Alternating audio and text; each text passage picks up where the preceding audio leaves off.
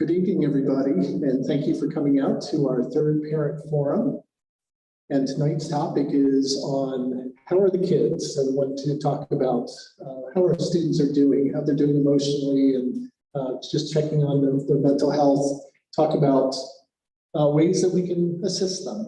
But before we do, I do want to thank everyone who's come in person tonight to the Crossroads Commons. And if you came to Crossroads Commons, you are enjoying some wonderful food from the middle school culinary program. And so can we give a round of applause to middle school for that? If you're viewing on Zoom, it's not too late. You can still come down and get some great food and join us here in person. We do want to welcome those who are also joining us by Zoom. I want to introduce one of our partners, one of the district's partners, Carol Panegas, who's president of the Community Coalition, and she just wants to talk about our partnership and a little bit about this evening's topic. I'm just so glad to see all of you here. And yes, I just wanted to say the coalition and the school district has a very strong partnership, and the partnership is for our students and our families. And I'm just so glad to see, I don't know who all's on Zoom, but I'm just so glad to see you here this evening for this very important topic. I think those of us that are here for sure know that we need to be aware of this issue. So just glad to see you and welcome. So this evening, I know that we'll have time to talk among ourselves, but I do want to acknowledge our board chair, who is also here this evening. So Tino Beach can wave. She's our board president, and thank you for taking the time for coming out. I know this is an important topic for her and as well as for the entire school board. Tonight, there'll be time for some questions toward the end, but I know our presenter also wants to have more of an interactive experience, whether you're watching on Zoom or here in person. So if you do have a question at any time, there are a couple ways you can raise your hands and we'll get a microphone to you. We do have some note cards around if you want to hand those to me or Melanie, who will raise her hand back there. Or if you're on Zoom, you can go to the chat and put in the question. So tonight's presenter is, I consider, a friend to Granite Falls School District. She has provided a lot of professional development and guidance for our district in the areas of mental health, threat assessment, and that is Erin Wood. And Erin works for the Northwest Education Service District. All districts in the state of Washington belong to what's called an ESD, or an Education Service Director district. And they provide, again, a number of resources as well as professional development.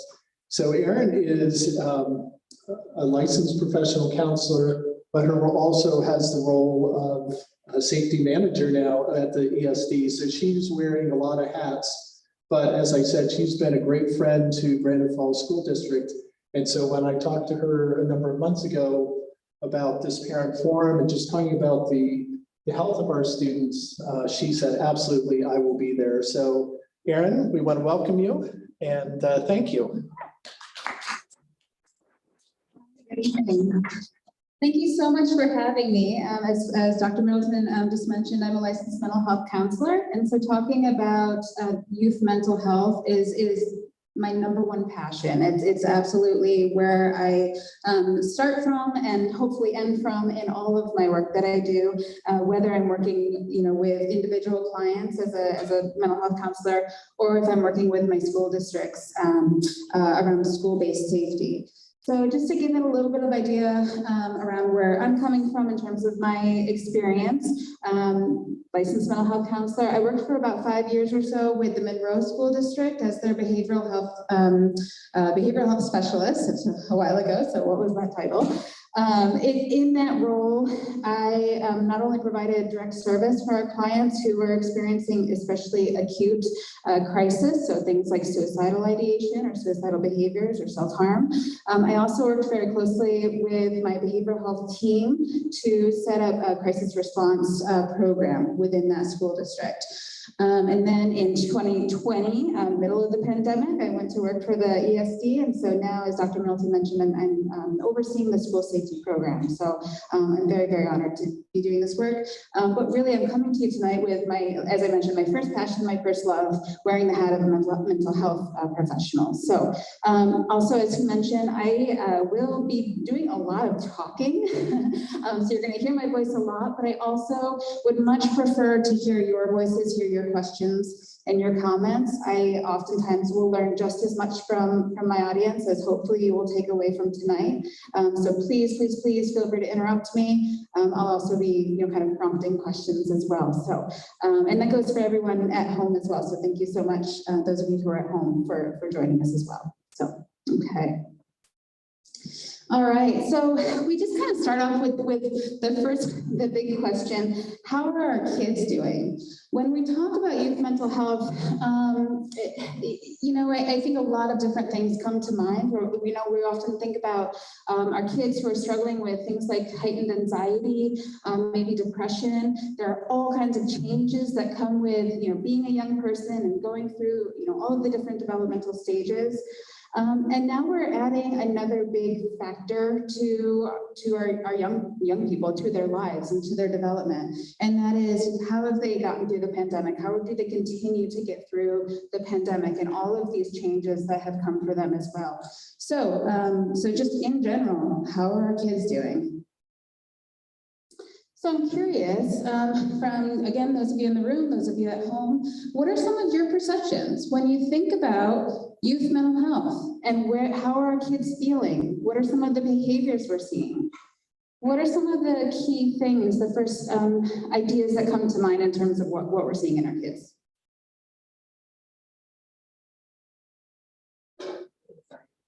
Anxiety, yep, for sure, for sure. Yeah. So I'm not a parent in the Granite Falls School District, but I do work with youth throughout the county. And I've noticed a lot of times people will be talking about having suicidal ideation, but they'll be talking about it in like a very joking manner. But I can tell that there's a lot going on. And it seems a lot more common than what was happening when I was in middle and high school. Absolutely, thank you. You've touched on a couple of big points. First of all, suicidal ideation. We definitely are hearing that from a number of our kids now. And the other point that you've made is it seems heightened. It seems like we're hearing more of that now than we ever did. When we were in school, maybe. And that there's a lot of truth to that, and there are a couple of different reasons for that, and we'll kind of talk through some of that as well. So thanks for that. Any other big ideas or kind of, thoughts about what are we seeing in terms of youth mental health right now?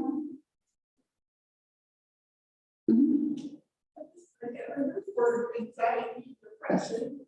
Yes. I have lots of teenagers myself, so the word toxic comes around quite a bit, and so it's gaslighting. I'm not sure we have the same definition of gaslighting. Those are words under 20 minutes. I appreciate that. Yeah, we're hearing new terminology for sure among our young people. Words like toxic, words like gaslighting, definitely. And those of us, adults, sometimes we have different understandings of these words than young people do, and yet young people are definitely still using this language, right? For sure. So I wanted to kind of share a couple of pieces of what are developmentally appropriate changes. When we think about, youth and as we're growing up, and as you'll see as I talk through tonight, I tend to focus quite a bit on adolescence. So kids probably kind of middle school to high school ages. However, I will try to remember also to touch on some of the developmental pieces of younger kids as well, because, kids K through 12 are impacted by mental health for sure.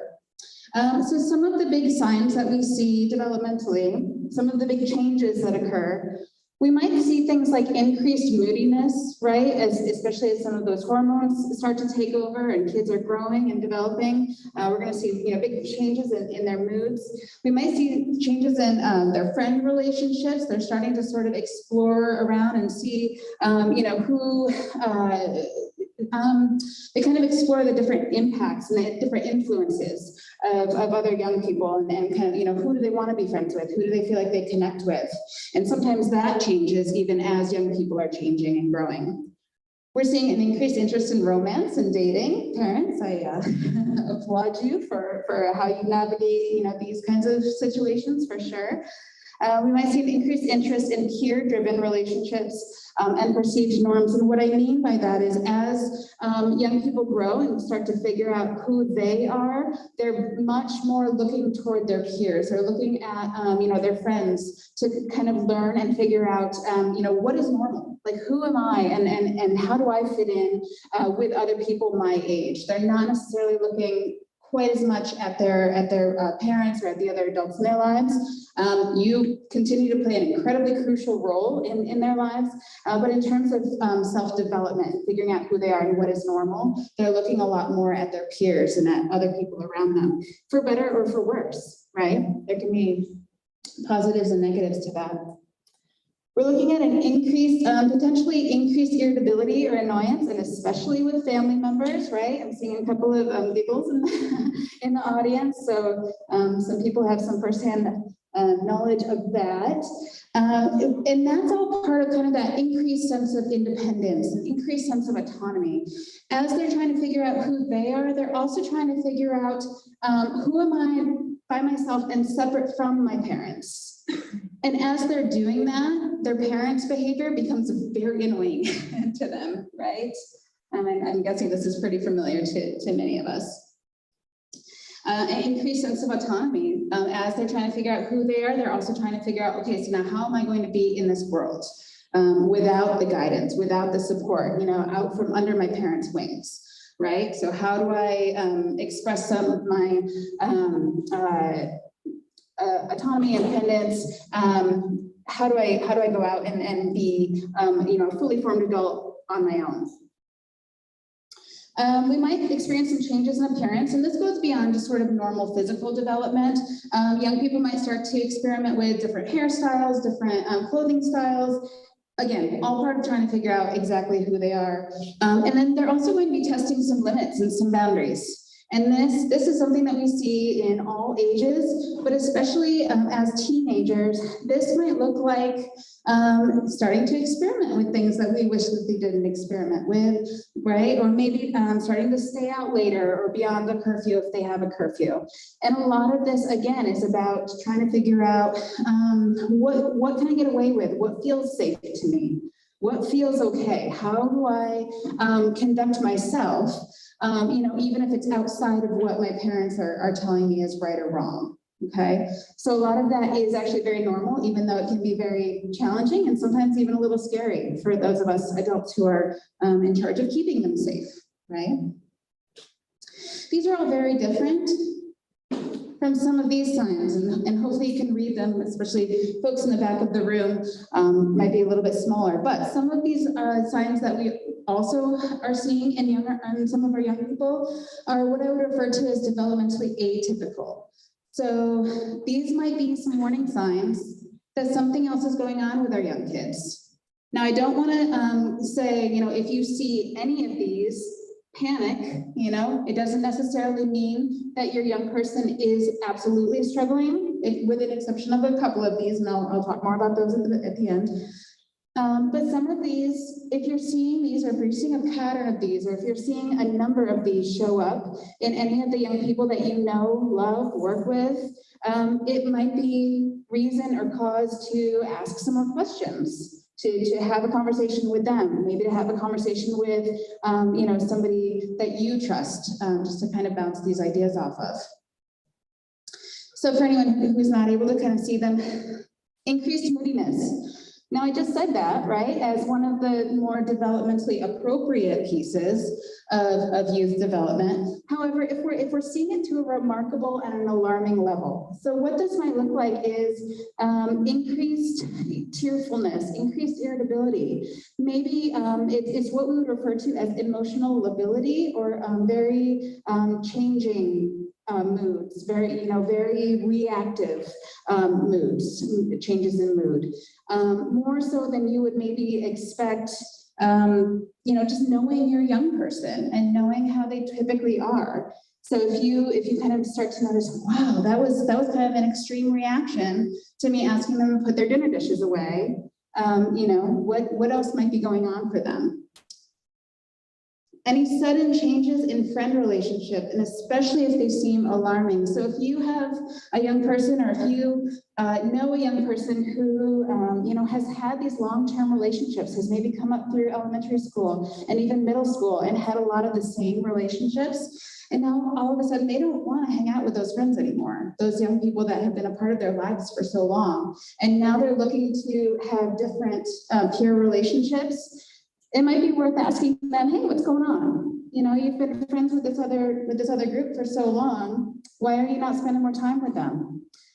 Get to know your young people's, the friends of your kids, right? Get to know why, what is it about their influence? What is it about that friendship that feels so appealing, that feels better than what has been familiar and has been longstanding? Again, increased tearfulness, anger, irritability, increased isolation, and especially from friends. Now, increased isolation from family is typical when we have teenagers, okay? And again, that goes back to that increased independence, increased autonomy, not wanting to always maybe have dinner with the family, right? Maybe wanting to spend more time in their rooms or out with friends. But if we see young people start to pull away from their friendships, and not want to be, spending time with friends, especially on the weekends or after school, things like that.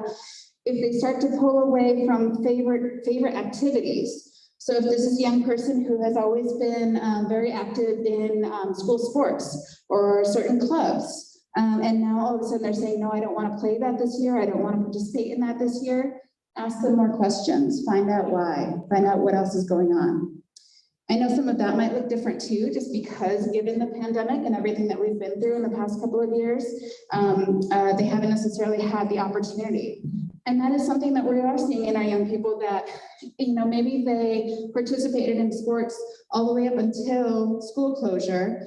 And then, 2 years go by and they don't have access to those sports or those clubs. And now they're not quite sure how to get back into that. That would be a really good conversation to have with them around, how do I help you feel better about this? This is something you love to do. Are there other maybe teammates that you could talk to about, how you're feeling? And so just ask some more questions around what's going on there.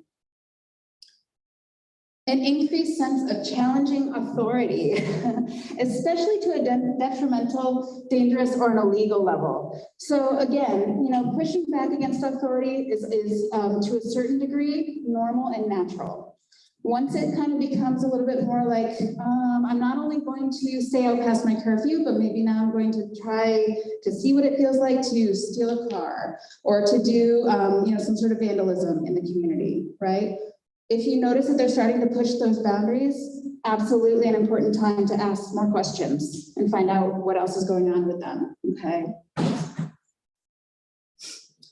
Any noticeable change in appearance, especially a decline in hygiene levels. Now, again, cannot stress enough, experimentation with what they look like and how they present is normal to a degree. But if your child starts to really decline and not want to be taking showers, not want to feel clean or wear reasonably clean clothes to school, that kind of thing, if they just don't seem to care anymore about how they look or how others are perceiving them, that could be a warning sign, okay, to pay attention to. Any increased substance use or abuse. Now we know, those of us who work with young people, unfortunately, we know that a lot of young people start to experiment, right? Especially with alcohol or with marijuana when they are young. However, if you are aware of a young person who's really clearly starting to use it as a coping mechanism, it seems like they're using it, most days in a week.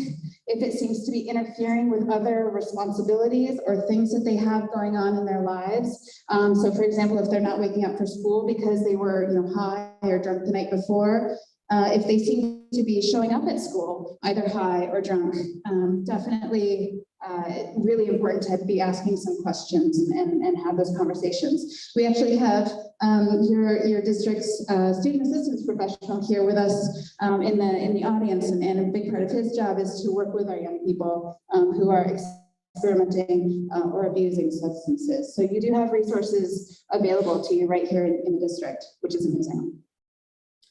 Okay, so now we're going to get into some of the more kind of critical pieces, I would say, pieces that need and really require absolutely immediate intervention, strong intervention.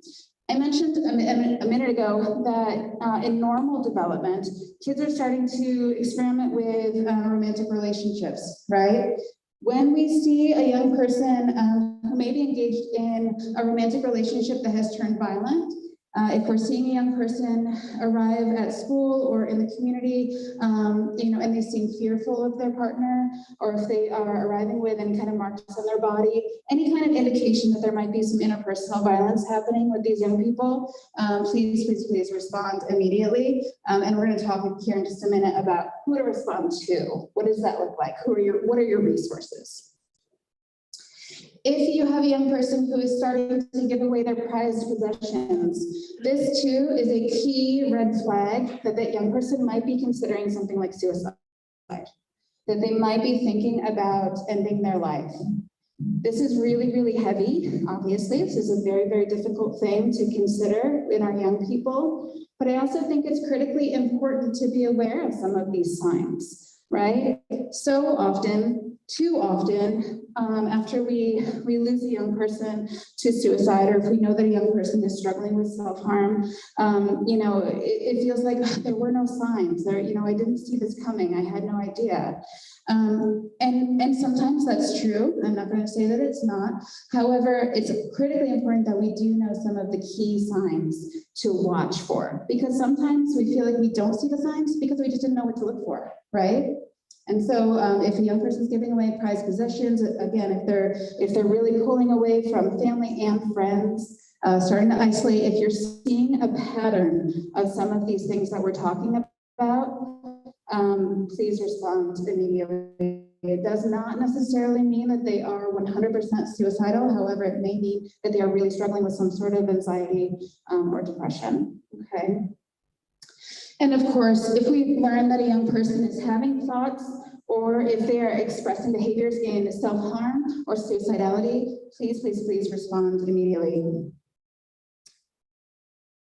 Who do we respond to though? I'll come back to that. Who do we respond to? The most important thing is that if you see any of these signs, if you have any concerns around any of these pieces in our young people, please do not ever keep that to yourselves.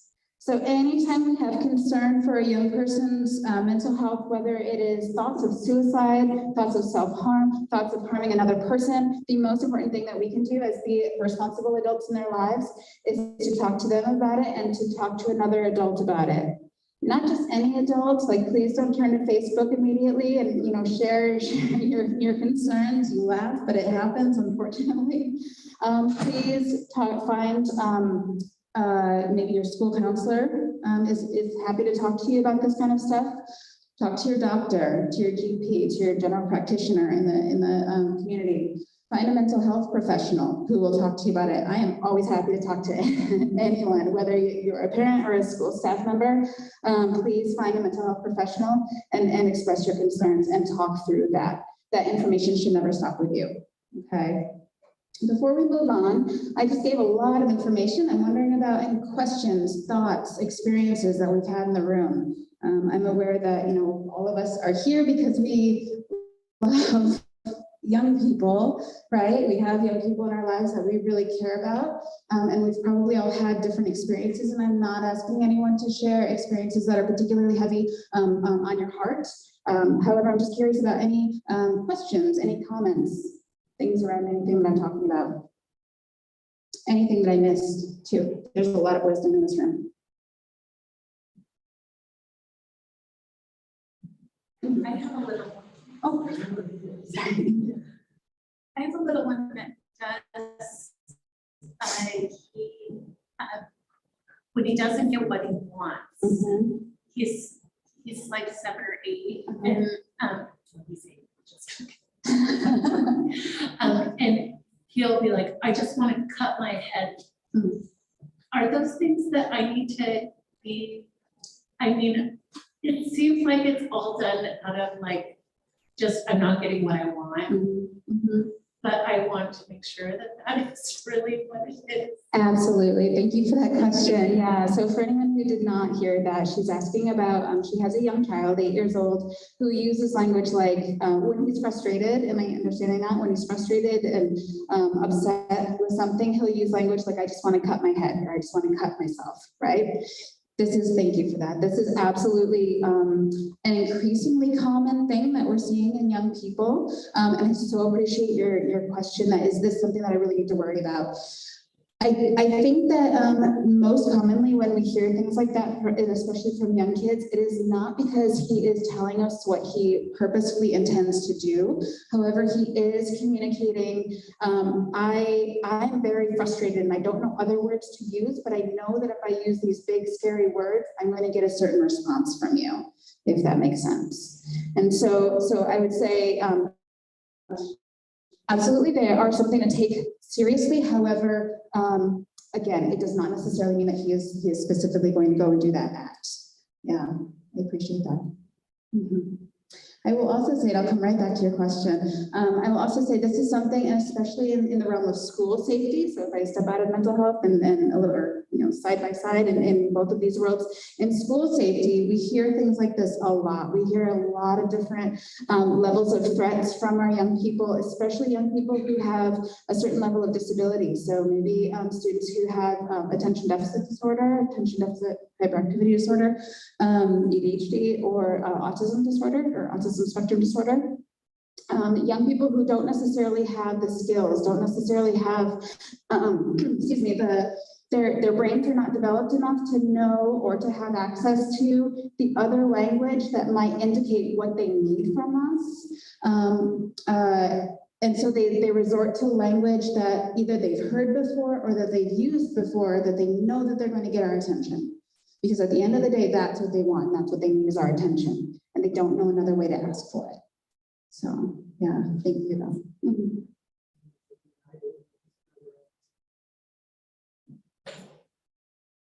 Oh, thank you so much. So he just shared 988 suicide crisis lifeline. I also have a list of other resources as well available, but this is a fantastic resource. So 988lifeline.org. Yeah, thank you for that.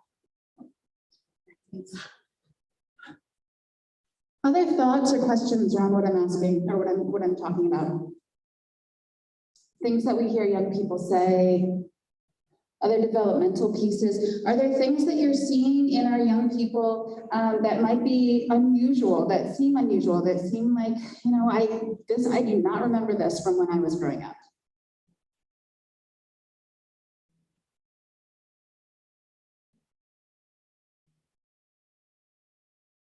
Again, folks who are joining us on Zoom, please feel free to add in your thoughts as well.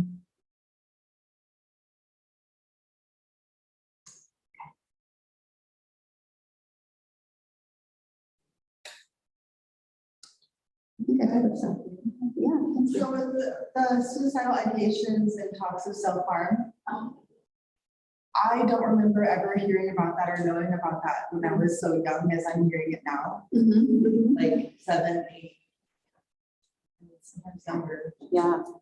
And I know I have experiences with my own family. I have a lot of kids, and I know that you should never take a child, no matter what the age, say they want to hurt themselves. Like, oh, you don't really want to. You should always take it serious. But at the same time, it's hard because a lot of kids have older siblings that maybe they're struggling and they've heard that. And then they start using that language, like you said, they don't have another way.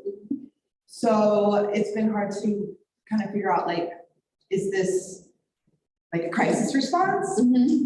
Or we just need to talk with them about language, like knowing where to go with the young kids and when it is appropriate to talk about suicide. Because a lot of trainings I've taken, it has been said it's always appropriate, but then a lot of parents and educators and stuff are like, oh no, that's way too young, you don't say that word. So it's like really confusing. It's absolutely confusing. I so appreciate that. Thank you. And that goes back to the question that you had earlier as well, that we're hearing some of this language from kids, that it doesn't seem like we heard it quite so much when we were when we were younger, or in the past maybe.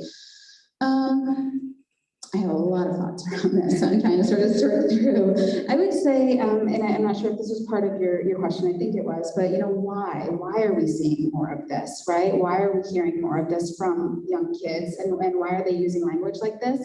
I think that they're one of the big reasons, and I really walk the line between kind of the pros and cons of social media, but I do think that one of the things we definitely see between social media and things like video games, online forums, things that kids have access to, that we have less control over editing and keeping some kind of ties to. They're hearing a lot of this language. They're seeing a lot of these themes kind of come across, and they are shocking. Right? They're not only shocking to us as adults and very alarming and concerning to us, but to young people, they're shocking. And it's also like, hey, kind of what we were just talking about, that is, wow, that's a way, they're not thinking about this in these terms, but that's a way that I can get a response. That's a way that I can get somebody to pay attention to me and maybe help me to figure out what I am thinking and feeling. But yeah, I think that that's a big reason why we're seeing and hearing it's so much more. The other piece of your question is, how do we address this, right? And at what age is it appropriate to address this with young people? I really do believe in having conversations with our young people at an age developmentally appropriate way. Okay, so am I going to sit my 7-year-old down and watch 13 Reasons Why? No, absolutely not, right? And if anyone's not familiar with that, that was a show around the main character died by suicide. I don't mean to make light of it. But there is absolutely an age-appropriate way to talk to our young people around, there are some words that we use that mean a certain thing, and it makes us, very worried about how you're feeling.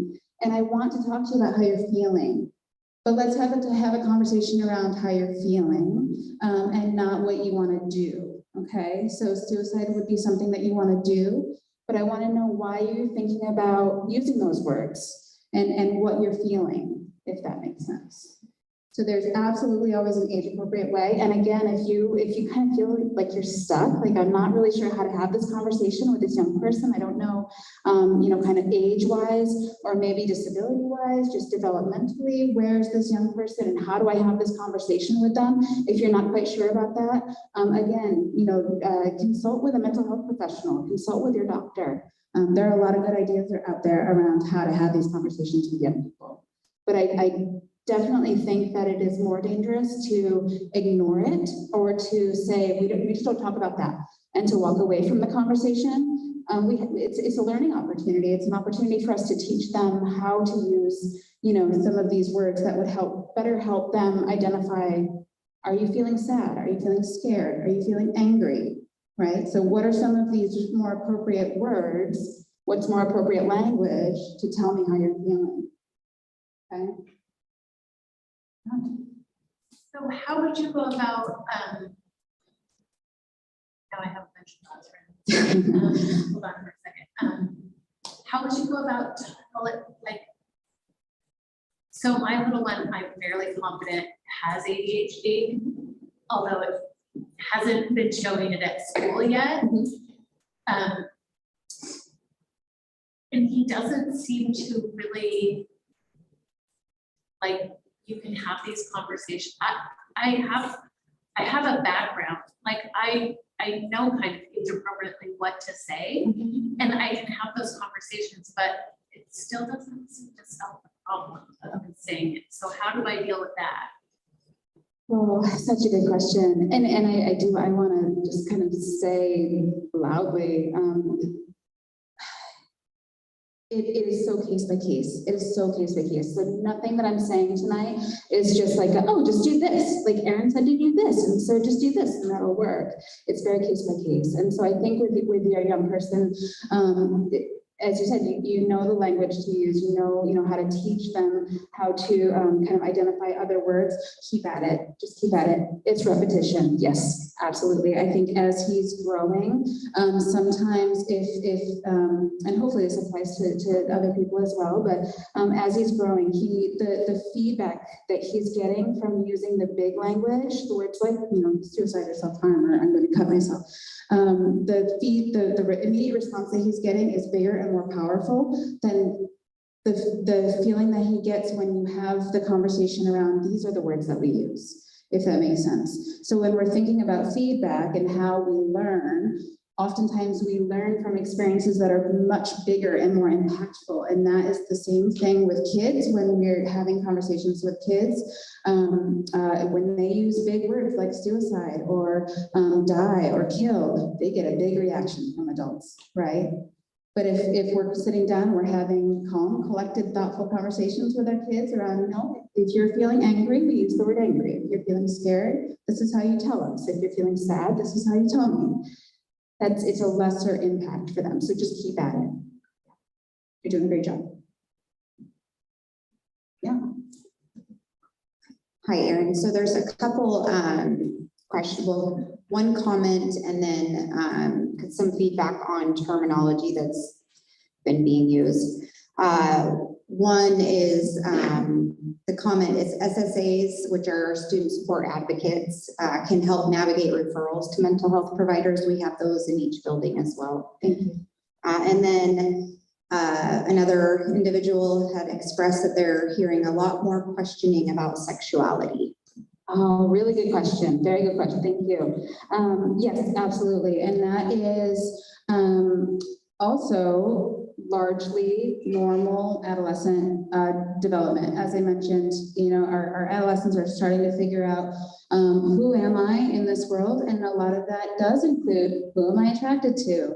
How do I see myself? Am I male? Am I female? Am I somewhere in between? And so a lot of that is normal and typical. I also recognize that there are some questions, I think, in our young people, you know, exploring their identities in those ways.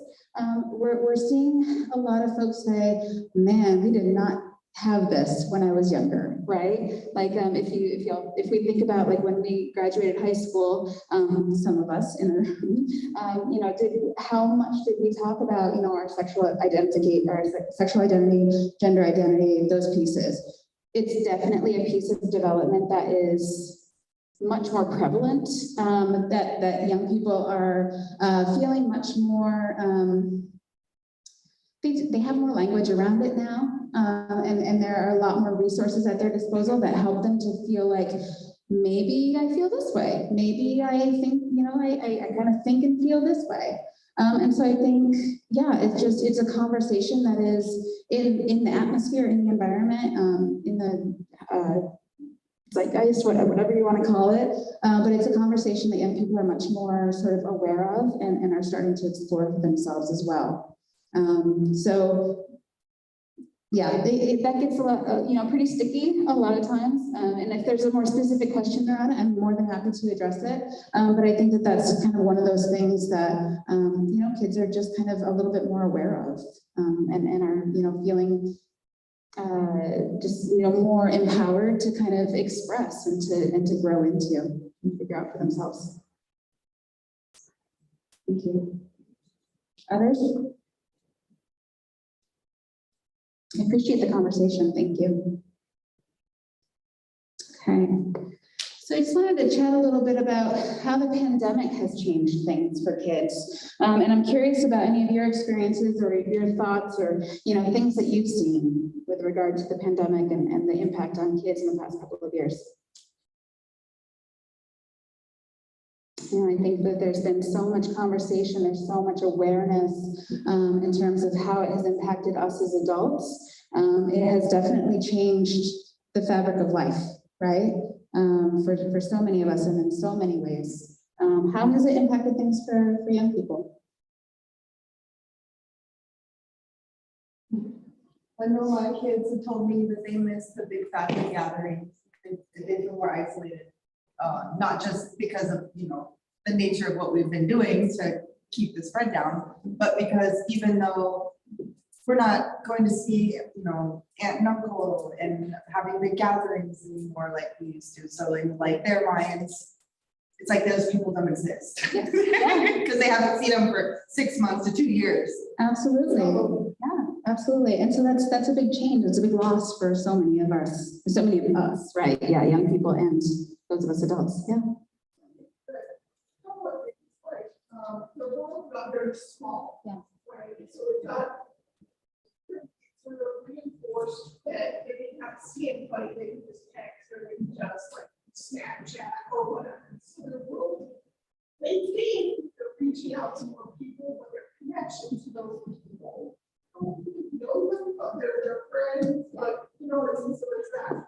But as far as schoolwork, for my kids, they can relate, because two things became more optional with online learning, they just had to log for Canvas to get going for the day. And I found out at the dinner table that my daughter beat some big boss in Zelda during an algebra math like lecture, and while she was reading out the same, like said the answer, and then still continued because she had the switch just below her screen. Yeah. So it just sort of made me feel like things are optional, if they don't do it, they'll just get more time. Yeah. But then the social media, the world smaller, the actual. That's such a good, you brought up a couple of really, really good points there. And I absolutely agree with you. It made the world much, much smaller. And remember what we were just talking about in terms of really critical adolescent development. One of the most important things for a young person is that connection with peers, right? And so that has been absolutely a huge challenge for a lot of our kids. I do want to acknowledge, I think that, not being at school with, hundreds or maybe thousands of other kids has had an opposite effect for some of our young people, especially kids who get maybe a little bit more overwhelmed by crowds and things like that. But for the majority of our kids, I would say, yeah, that has definitely been a big challenge. And the way that they socialize, I think this is another part of your point, the way that they socialize has really, there was a big shift. I think that there was already a cultural shift toward connection and friendships happening electronically, online, or, behind a screen. But I think that, through the pandemic and sort of not being at school and not being in the halls and being, kind of face to face really kind of pushed that quite a lot. Absolutely. So a couple more comments from the online chat. One was they're seeing more anxiety. Seems like they are having a harder time coping, and then feeling more overwhelmed than pre-pandemic. Yeah, absolutely. Thank you for that. I do think that we're seeing a heightened anxiety and I'm gonna have some interesting information here to share in just a moment and kind of leading up to that. But I do think that I know with the young people that I work with, a lot more social anxiety. We're seeing a lot more social anxiety. I think, as I mentioned, kind of culturally with the shift toward, more connection over screens, one of the things that we're seeing is that young people are starting to sort of lose confidence, lose the skills that are required for those face-to-face connections. So that's leading now with kids being back in buildings and being around, so many other people all the time. We're definitely seeing that increase in social anxiety because they've now lost that muscle memory of how to say like, hey, how was your weekend? Like, what's going on? I don't know you very well, but let's have a conversation as we walk down the hall. If kids ever really actually said that, but you know what I'm saying? Like, I think for a lot of us, prior to the pandemic, a lot of our young people just felt a little bit more confident in themselves and being, interacting face to face. And they lost a lot of that development, a lot of that forward momentum. For sure, yeah. And then school-wise as well, we definitely are seeing so many of our young people, and especially our younger kids, who lost out on really 2 years of not only social development, but academic development as well. And there are some really big ramifications for that. And that is definitely going to manifest as quite a bit of anxiety probably in those young people. And likely, unfortunately, I hope I'm wrong, but for years to come. Because this really was a big pause and stopping point for them. Yeah, I appreciate that. Okay, I want to share some interesting information here, and I'm curious about your reactions to this. I want to share some data that has been collected through the Healthy Youth Survey. I don't know if everybody's familiar with what this is, but this is a survey that is sent out to our school districts throughout Washington State. So it's a massive survey. It's conducted every 2 years. And what it is meant to collect data on the general wellness of young people. So it looks at mental health factors, physical factors, substance abuse factors. So we just want to collect this information and kind of get a big picture view of what's happening with our kids in school districts, in counties, and at the state level. So I did not have access to the specific information from Granite Pulse, but I do have information from Snohomish County. And so the most recent data that we have is from 2021. And so I want to share this. I selected, if anyone's interested in the Healthy Youth Survey and that data, it is all available online. It was at askhys.com.net. So it's down there in the corner there. If you'd like to see that. Really interesting information if you'd like to dig into it. Again, all available right there online. So just as kind of a sample, I looked at, again, year 2021. So young people who were in 10th grade in 2021. So that would have been the fall of 2021. So they probably are seniors this year. So that was 2 years. No, they would be juniors this year. So if they were in 10th grade, 2021, they're juniors this year in high school. So this is just from Snohomish County, 10th grade. Number of students surveyed, 4,552. So I apologize again, I know that this is some kind of small information on the screen up here, but what we're finding is that in 2021, 70% of our 10th graders reported feeling nervous or anxious in the past 2 weeks.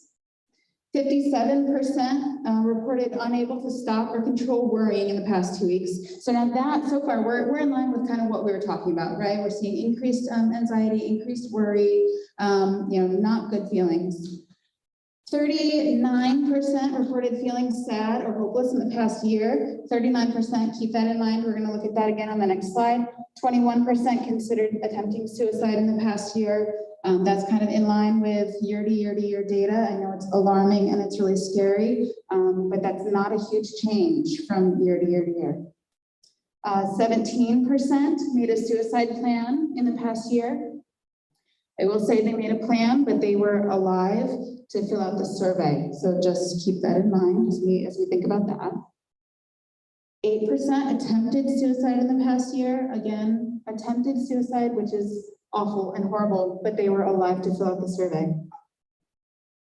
13% reported having no adults to turn to when sad or hopeless, and that is an incredibly crucial piece. We know that whether we're talking about suicide prevention or prevention of violence with our young people, the number one most important prevention piece, the most important thing that we can put in place for our young people to prevent either any of those behaviors is connection with effective mental health care. So get them connected with a mental health counselor. We also know that's a very difficult thing in many of our communities right now, right? And especially since the pandemic, the onset of the pandemic, mental health counselors are at a premium. The number two most effective prevention strategy for a young person who's thinking about harming themselves or another person is connection with a trusted adult. Connection with somebody that they feel like they can talk to and turn to when they're worried about something, when they're having those big feelings, when they're having those big scary feelings. Somebody that they can talk to and feel like they can trust to take them seriously and to help them get the help that they need, okay? And so even though mental health counselors are hard to come by in our community right now, and especially without a mile-long wait list, we can all be a trusted adult for a young person, okay? Okay, I wanted to share this information as well because this shows trending lines. What we're looking at here is from the year 2010 through 2021, we're seeing some trend lines. So the blue line, the one here on the top here, is young people who have reported feeling sad or hopeless. So as you can see, kind of, in the sort of between 2012 and 2014, we started to see an increase and it kind of plateaued. And then between 2018 and 2021, we only see about a 1% increase. Now, what I'm happier to report, and this is where it gets a little bit confusing because remember, 2021, where are we in the pandemic? pretty much kind of right in the middle, right? Or kind of toward, yeah. A couple of years in, I will just say that, a couple of years in. The green line right below the blue there is those who have considered attempting suicide. And as you can see, we've had some ups and some downs, but in the past 3 years, we actually have seen a decline. It is a 1% decline, but I'll take it, right? 1% decline is the right direction for that. The purple line below it is young people who have reported having no adults to turn to when sad or hopeless. That has also decreased, which is a good thing. There are a lot of negatives there. But students who report that, what that means is that more students are reporting having an adult to turn to when they're feeling sad or hopeless, okay? And then the red line on the bottom there is young people who have attempted suicide. That is also a decline. That is also a decrease by 1%, but again, I'll take it.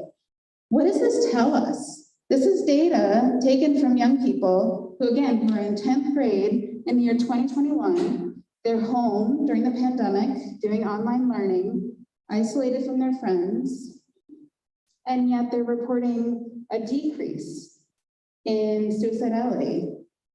And they're reporting an increase in feeling like they have somebody to talk to.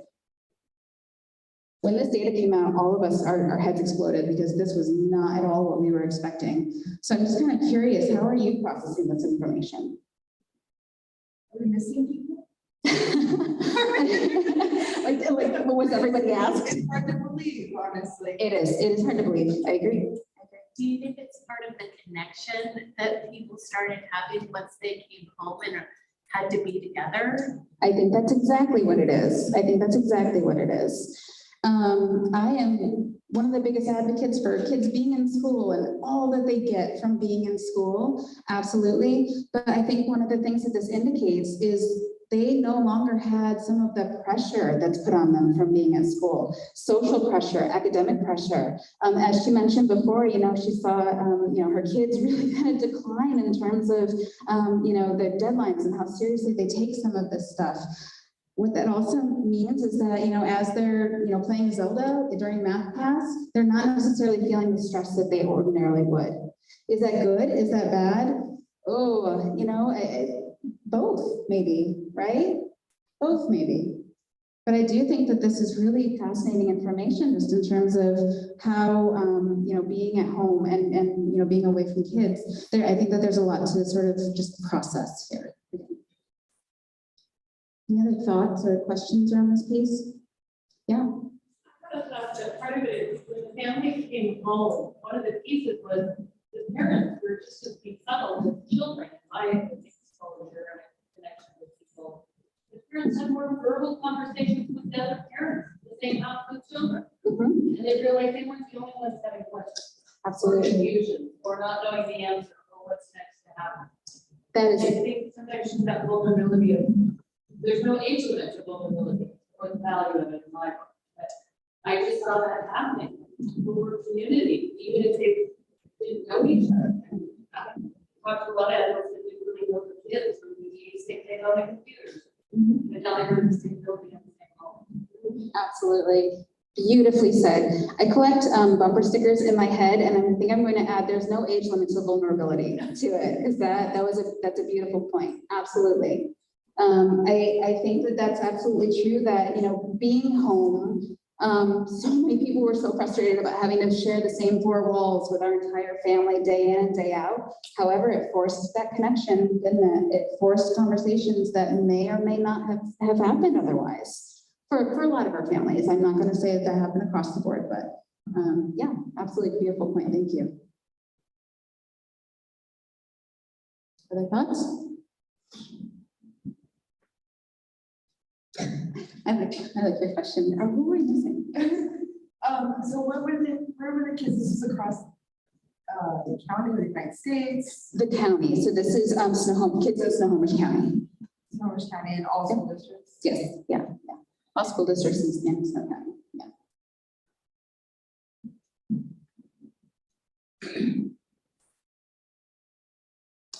Okay, so let's shift now and talk about what helps. Again, this is, that data is as confusing as it is, it's not necessarily terrible, right? It does mean that our kids are reporting feeling maybe a little bit better. It will be interesting to see what kind of data comes out in 2023 when they do this, the survey again, and see how kids are responding to being back in school. But let's talk a little bit about just, how now do we help with, as the adults who love and care about these kids, what can we do? I want to introduce you to positive childhood experiences. How many in the room have heard of ACEs, or adverse childhood experiences? Good. I'm glad to see a lot of hands go up. It means that we're doing a good job with teaching trauma-informed care with our young people. So just in the past 10 years or so, more and more research is coming out around the opposite, or positive childhood experiences. This indicates that, we know that there are a lot of things in this world that negatively impact our kids. We also know that just as importantly, there are a lot of positive things that impact our kids. And we are doing a lot of things very, very right for our kids and helping them to develop this resiliency.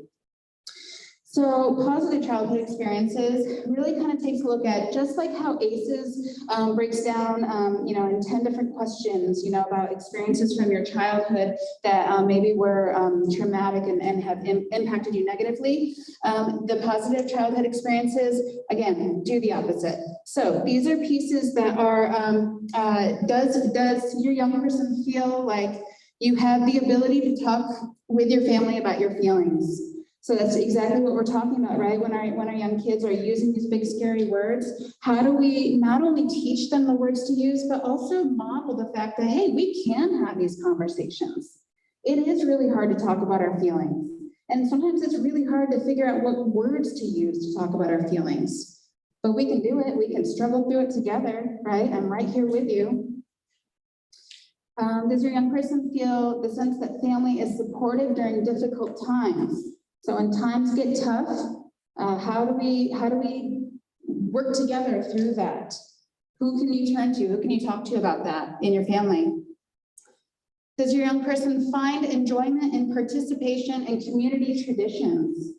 So for some families, this might be church or another religious tradition.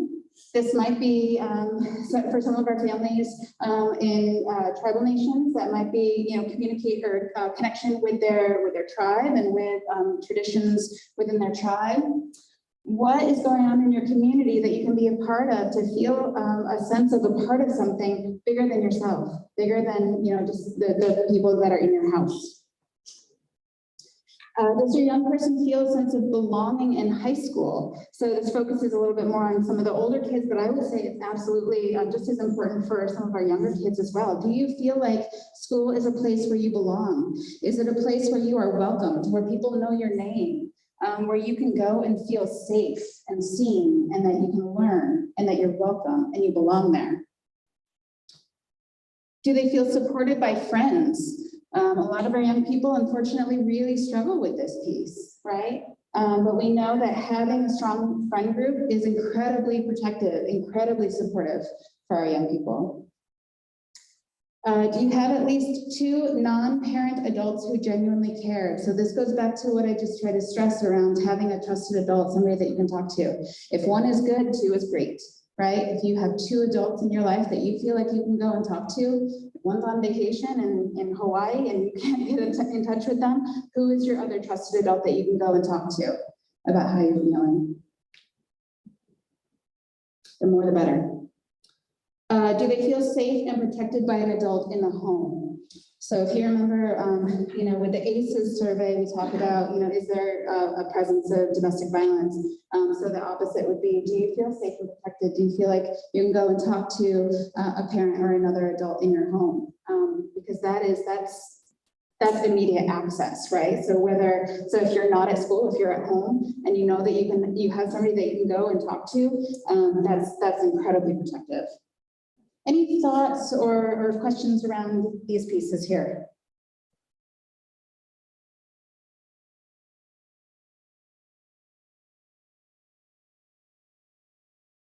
Makes sense. Okay, so we know that young people who have these protective childhood experiences or positive childhood experiences become adults who are better able to seek support and connection with other people, because it's a muscle that they learn and they develop throughout childhood. Seeking support and emotional support from others, it helps people to essentially grow into happier, healthier adults with fewer mental health problems as adults. And so again, building that muscle will help you throughout your life. And we know that resiliency fosters hope. Why is hope important? Hopefully that's the most obvious question that I'm asking tonight, but I'm curious, what comes to mind for you when I say, why is hope important? It's something. Whatever you're facing is not permanent. Absolutely, well said, yeah. Knowing that whatever you are facing is not permanent and that you have something to look forward to. What else? What does hope mean to you? When you think about in your lives, when you're feeling hopeful, what does that do for you? Joy, gives us joy. For me, hope, instead of, oh, I hope I get something I like for Christmas, it's more of a hope, meaning I have something to hope that I know is going to happen. Yeah, absolutely. So you hope that something good is going to happen, right? Maybe something good is going to change or something. I know it's going to happen. You know it's going to happen. Perfect, thank you. I know that it's going to happen. I believe it. Excellent, thank you. When you don't have hope, then it can be really hard to, oh gosh, okay. When you don't have hope, it can be really hard to get up in the morning and like do your schoolwork. Like, why am I doing math? Why am I doing science if I don't even have a future? Why would I put all this work into school, into friends, into hobbies if there's no point doing it? And having hope can help get through tough times and doing things you struggle with. Absolutely, again, beautifully said, thank you so much. So yeah, it helps us get up in the morning, right? Especially on these cold, dark February mornings in the Pacific Northwest, it helps us to get up and move through our day because we believe that something good is in store. Absolutely, yeah, sorry. I was trying to say. Everyone can't hear, so. Okay, great. No, thank you. I was trying to stay within my designated block space for Zoom, but I'm more than happy to pass the mic around, yeah. Thank you. Yeah. Other thoughts about what hope is and why it's important for our young people, and especially right now.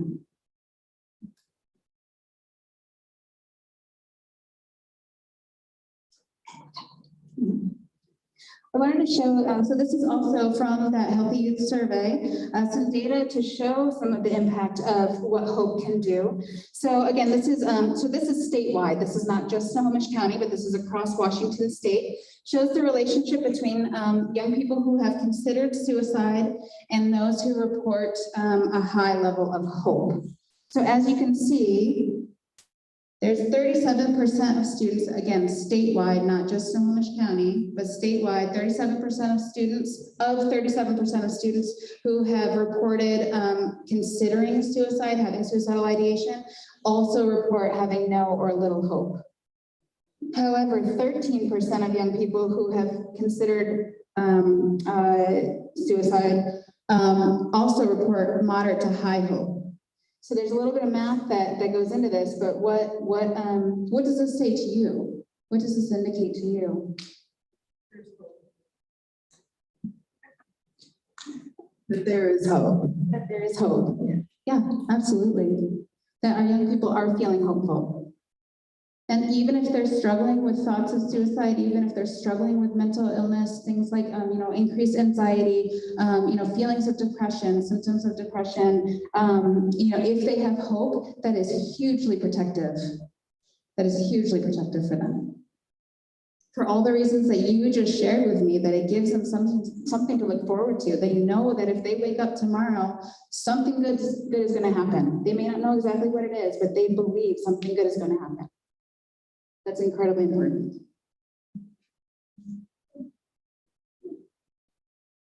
Okay, so how do we help our kids Now, we've already talked a little bit about, like what do we do in terms of not holding on to information and knowing that there's always going to be somebody, who can help us. One of the most important things, and this is across the safety world, whether you are in an airport or whether you're in a school, if you see something, say something. One of the pieces that in my training, when I talk to schools around student threat assessments, one of the pieces that we are aware of that exists is what's something that's referred to as the code of silence. And this is any reason why either an adult or a young person would know that there's an issue, would know that somebody's thinking of creating an act of harm or an act of violence, whether it's against themselves or somebody else, but they don't say anything. And this is a big problem, and for a lot of different reasons that I don't necessarily need to go into right now. So I just want to stress the importance of, if you are worried about a young person in your world, please don't keep that to yourself. Run the risk, even if you feel like, I don't know, it seems like this is probably typical, and I don't want to look foolish by, asking my school counselor, my doctor around, hey, my child just said this thing, and I don't know if it's normal or not. Please, please, please run the risk of feeling foolish in that way, because you don't know what you don't know, right? And so that information, whether you are concerned about a young person doing some sort of act of harm against themselves or another person, that information should never, ever, ever stop with you. You are never, ever alone. So I shared here, and I apologize for those in the room because the Zoom box there is over a couple of people, but just to kind of share, some individuals that we talked about earlier, individuals that you can always talk to, your school counselor, your school administrator, somebody in the school district that you have talked to before and feel like you can trust to ask some of these questions of. Please don't ever feel like you can't. I've also shared, or I will share my email address here at the end, and then I've also left some cards back by the beverage table too, so you're always welcome to reach out to me if you have a question about anything that comes up. I'm busy, but never too busy, never ever too busy to talk about a young person who might be struggling, okay? And to help all of you feel better about helping your kids. Some additional resources, always, of course, in the case of an emergency, if you feel like there is imminent harm or imminent risk of harm, please call 911 immediately. Okay, they will at least talk you through it, and if not, send somebody immediately to help. But we have a couple of other resources there as well, things like the crisis text line, and so this is something that we often share with young people too. But this is also definitely available to adults and to parents that you can just call or text 741-741 and just say, hey, I need some help, and somebody will get back to you pretty much immediately. And you can ask questions, and they are mental health professionals on the other line, and they'll help walk you through that. Snohomish County Crisis Services have a great website in terms of help and support. Again, 988lifeline.org, great resource. Findhelp.org. Find Help is not only mental health and crisis related. It's also if somebody needs help with housing or access to food or transportation, things like that. Find Help is kind of a huge repository of different resources. So that's a good one to have on hand. SAMHSA, or Substance Abuse and Mental Health Services Administration, has a great website, as well as the Washington State Department of Health. There are so many good resources out there on the internet right now. So if you have any additional questions, do some Googling, do some research. There's good information out there. Just make sure it's a reputable source. Please, again, don't necessarily go directly to Facebook or to Instagram with your questions. There's not always great information out there. Sometimes, not always.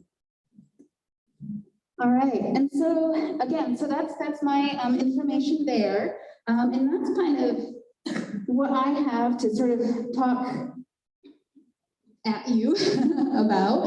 At this point, I would love just to know what other conversation, what other questions have I not addressed tonight, or maybe have kind of sparked in you, throughout this conversation tonight.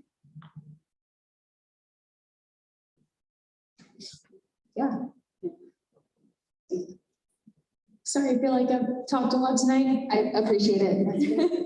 So I just want to introduce us as a resource as well. I'm Annie, this is Liz. We work with Domestic Violence Services of Snohomish County, specifically doing teen dating violence awareness. So that's anything about healthy relationships or unhealthy relationships or just dating violence among youth, and especially the effects that it can have on mental health that cannot be understated. Youth who are experiencing teen dating violence oftentimes experience like severe anxiety, and around that, a lot of depression and feelings of hopelessness, like you were talking about. So if you do know a youth who is struggling, you may suspect that they're in an abusive or unhealthy relationship. You can go just Google Domestic Violence Services, Snohomish County, and we'll show up. We have a support line that you can call 24 hours a day. They can help walk you through safety planning, and as well as talk to the youth that if your youth is interested in talking to us, we're really good. Or the people who operate our support lines are really helpful with that. Sorry, that was kind of awkward.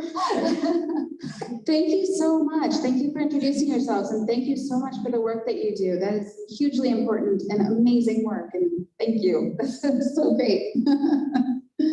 Annie and Liz, great, awesome. Thanks.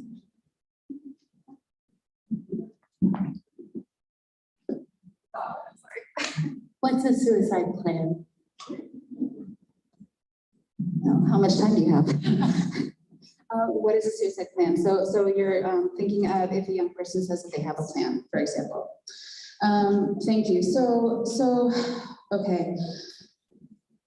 I'm going to kind of start a little bit even before that. So when a young person is struggling with symptoms of depression, maybe symptoms of severe anxiety, but typically they're not going to start thinking about suicide if there's not some sort of depression symptoms in play. They're starting to feel a huge sense of hopelessness and helplessness. I want to be very careful and stress kind of the nuance here. When a young person is depressed, and is struggling with those feelings, it is relatively normal, not preferred, but it is normal that they might start to think about, because of the way that they're feeling, they might start to think about suicide. They might start to think about, maybe life would just be easier if I wasn't living, if I wasn't here anymore. I just want to give up. And that all of that is indication of, again, there's their level of hopelessness and helplessness. They feel like they no longer have control over the things in their lives. They no longer have hope, that kind of piece. When a young person is struggling with depression, it is relatively typical that they might start to have those thoughts. However, a young person might have those thoughts for any given amount of time. Once they start to decide that they really truly do not want to be alive anymore, they will start to form a plan. And so what that plan might look like, if I'm working with a young person and we're talking about their suicidal thoughts, one of the big questions that I'm going to ask is, have you thought about how you would kill yourself? Have you thought about how that might happen? That is oftentimes kind of a turning point for a young person. If they start to think about the logistics of how they would actually take their own life, then we need to act even faster. So as a mental health counselor, and I'm not advocating this for anyone else, but as a licensed mental health counselor, I might have a conversation with the young person around their thoughts of suicide in my office. But if they indicate, no, I really don't have a plan, I don't think that I could ever really go through it. I could never do that to my family. I could never leave my dog. I could never leave my friends. I feel better. I can take a little bit more of a breath. If they say, yeah, I know that, my parents have a lot of medication in their cupboard. Or, I know the combination that my dad's gun safe. He doesn't know it, but I do. I know how to access that. That indicates to me that they've thought about how they would actually take their own life. And so a plan is kind of how do they have access to the means? And what are they going to set up in terms of sort of that environment? Like how are they going to, the steps that they're going to take to actually carry that out? Really good question, thank you. So I think we talk about that sometimes, or like we just kind of gloss over that, but to actually talk about what are the details of a plan. Thank you. Other thoughts and questions?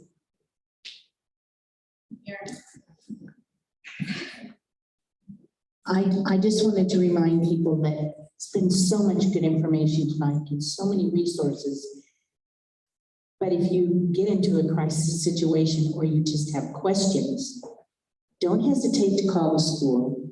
But if you don't want to call the school, call the community coalition. We've got people there that they're not going to be able to counsel, but they have the resource and they can say, this is who you call. They can give you a number. If you just get overwhelmed and you don't, you just don't know where to turn. And maybe sometimes you're embarrassed to talk to the school. Call the coalition. We don't know who you are. And that's 691-4253. And just give us a call. There's somebody there. It'll more than likely be Jessica, and she'll be happy to answer your questions. Thank you so much for that. Again, you're never alone. We're not alone. I promise. There's so many people in this community. The other bumper sticker that I have in my head, and it is a big one, and it's kind of like in front of everything else, is just that it does take a village. I'm so grateful that everybody, including those of you on Zoom, have turned up tonight to have this conversation, because you are part of a very important village. Our kids depend on each and every one of you. And it can't just be any one of us who is supporting this community, right? So I'm very, very grateful. Other thoughts, other questions? I got handed this mic. I'm not used to speaking in a microphone, but speaking of, you touched on resiliency, building resiliency in our young people and hope. I'm the mentor coordinator for Hope Mentoring, and we operate out of the Granite Falls Boys and Girls Club after school for kids that are in 6th through 12th grade. And that is 1 hour a week with a caring adult that will listen to that child throughout the school year. I have 5 meetings going right now, and already in the short time we just started in September, I've seen how these kids that are participating in this program are responding, and it is amazing. And I would like for it to grow, and I would like for all the kids in this area to know about it, and the parents to also know about it. I have flyers and I have a card I will leave. The coalition has been an amazing resource in this community, and they also have information on the program. You can stop by the Boys and Girls Club, contact them. There's many ways to get the info. Thank you so much. Thank you for being here too. It's so awesome. I'm here because I care. It's not just my job. I love my community, and I really, really care about the youth in my community. And so I'm in it for the long haul. Thank you.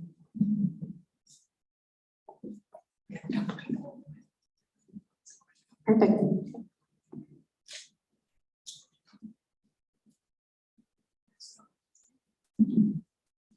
There's just a comment online. Somebody just wanted to thank you, Erin, for giving great information. They appreciate you and wish they could have been here in person. So Thank you. I appreciate that. And I do too. However, again, so grateful to all of you who have showed up on Zoom as well. So thank you.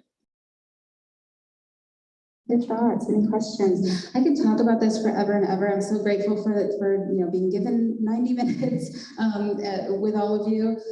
So grateful. And I know, even if we ended a little bit early, again, please don't be strangers. My email is there. I'm always happy to have, any of these conversations, because our kids are everything, right? Incredibly important. So thank you so much for all of the work that all of you do, all of the different hats that you wear as parents, as educators, as community members, as just everything that you do. So grateful for all of you. So thank you so much for being here as well.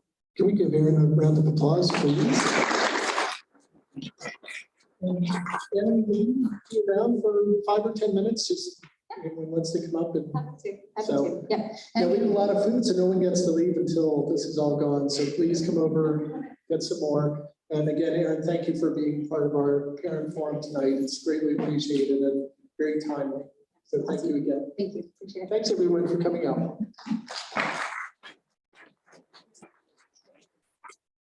Oh, another quick question. Easiest thing to do for you. Oh,